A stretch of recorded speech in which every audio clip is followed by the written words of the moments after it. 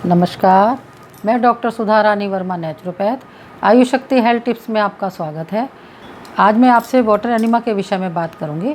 Water enema की मैंने एक वीडियो बनाई हुई भी है और जब वो वीडियो देखते हैं तो अक्सर लोग उसमें से कुछ कमेंट करके पूछते हैं, कुछ भ्रांतियाँ हैं, कुछ डर है।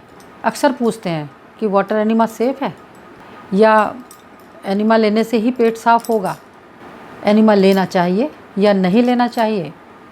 कुछ लोगों का कमेंट होता है कि मैडम वाटर एनिमा लेने की आदत तो नहीं पड़ जाएगी, ये हमारे लिए हार्मफुल तो नहीं है। तो आज मैं इस वीडियो में आपको बताऊंगी कि एनिमा लेना सेफ़ है, इसको लेने से कोई डर नहीं है, आप बेफिक्र होकर के एनिमा ले सकते हैं। आज सबसे पहले इसी के बारे में बात करते हैं कि एनिमा लेना सेफ़ है या नहीं। तो मैं आपको बताना चाहूँगी कि जब वाटर एनिमा लिया जाता है तो वो हमारी जो बड़ी आंत है और उसका जो कॉलन वाला पार्ट है, जो सबसे निचला पार्ट है, जो करीब 6 इंच का होता है, तो जो हम एनिमा लेते हैं तो वो जो वाटर है, वो जो पानी है, वो हमारे उस 6 इंच वाले पार्ट में जो मल इकट्ठा हो जाता है उसको वॉश करके डाइल्यूट करके मल को बाहर ले आता है। तो बताइए ये अनसेफ कैसे हुआ? जब आंतों में मल पड़ा हुआ सड़ता है, बाहर नहीं निकलता, तो गैस बनती है। जब गैस बनती है तो गैस रक्त में मिलती है। जब गैस रक्त में मिलती है तो रक्त पूरे शरीर में चक्कर लगाता है, और जब रक्त पूरे शरीर में चक्कर लगाता है तो सभी ऑर्गन्स में वो रक्त जाता है और सभी ऑर्गन्स को वो दूषित करता है। और यही गैस जब रक्त के साथ मिलकर पूरे शरीर में चक्कर लगाती है तो तरह तरह के रोग पैदा होते हैं। तो सबसे पहले गैस का असर हमारे पेट के ऊपर पड़ता है। पेट फूला फूला रहने लगता है, पेट में तनावट होती है, खाना खाने का मन नहीं होता, अपच रहता है, अजीर्ण रहता है। और जब गैस और धीरे धीरे बढ़ने लगती है तो और तरह तरह के रोग पैदा होते हैं, जैसे माइग्रेन है, डिप्रेशन है, पार्किंसंस है, अल्जाइमर है, आँखों के, कान के तरह तरह के रोग वात के कारण पैदा होते हैं। अगर हम वाटर एनिमा लेकर के आंत में पड़े हुए मल को बाहर निकाल दें तो इन सभी रोगों से हम बच जाते हैं। कुछ लोग कमेंट करते हैं कि एनिमा हार्मफुल होता है, इसको लेने से आदत पड़ जाती है। तो मैं आपसे ये कहना चाहूँगी, ना तो एनिमा हार्मफुल होता है और ना ही इसकी आदत पड़ती है। बस हमें ये पता होना चाहिए कि एनिमा को कब कब और किस तरह और किस अवस्था में लेना चाहिए। आज अधिकतर लोगों का पेट साफ़ नहीं होता, पेट साफ़ ना होने की वजह से परेशान रहते हैं, और पेट साफ़ हो इसके लिए तरह तरह के चूर्ण, दवाइयाँ, लैक्सेटिव का इस्तेमाल करते हैं, तब उनका पेट साफ़ होता है। जबकि आप सभी जानते हैं कि ये चूर्ण और लैक्सेटिव आंतों के लिए हार्मफुल हैं और इनकी आदत पड़ जाती है, लेकिन फिर भी लोग लेते हैं। क्यों?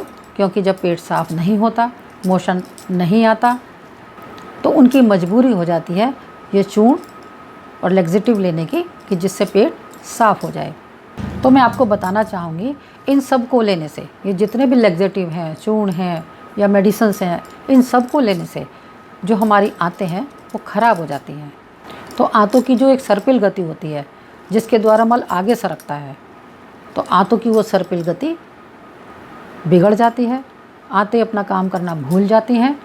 और चूँकि हमारी जो आंतें हैं वो दवाइयों के बल पर चलती हैं, जब हम दवाइयाँ खाते हैं, लैक्सेटिव लेते हैं, तभी हमारी आंतें काम करती हैं।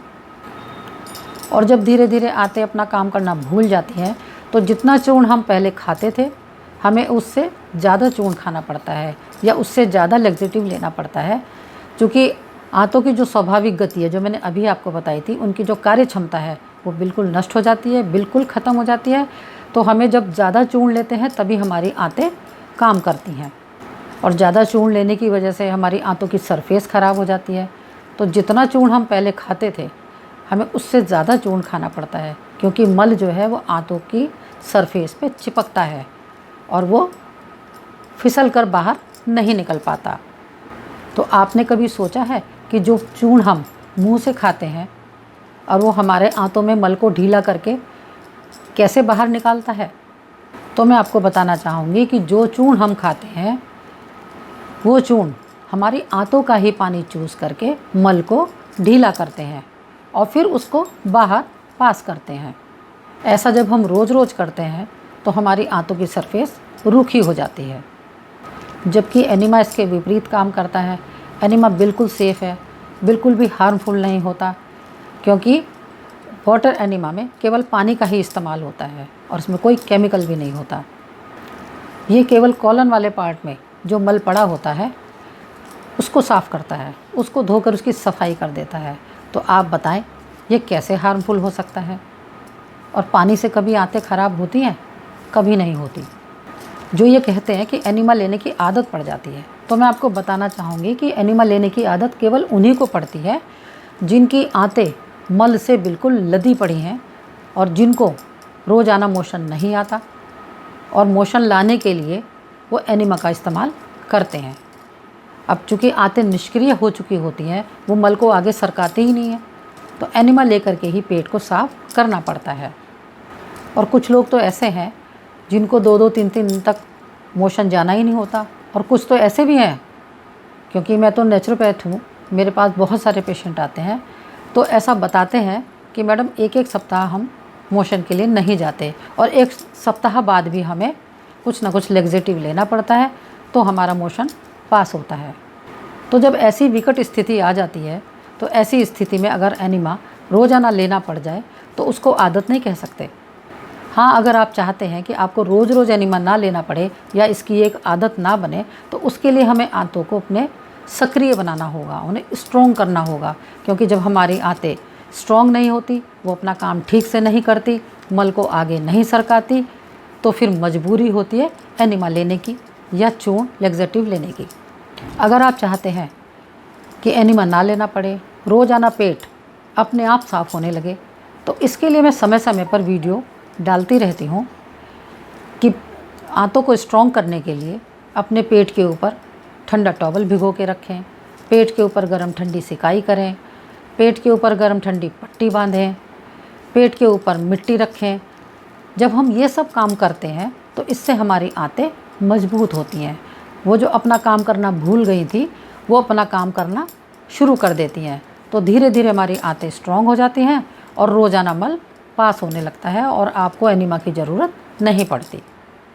कुछ लोगों का ये भी कहना होता है कि मैडम एनिमा लेने के बाद बहुत ज़्यादा गैस बनती है।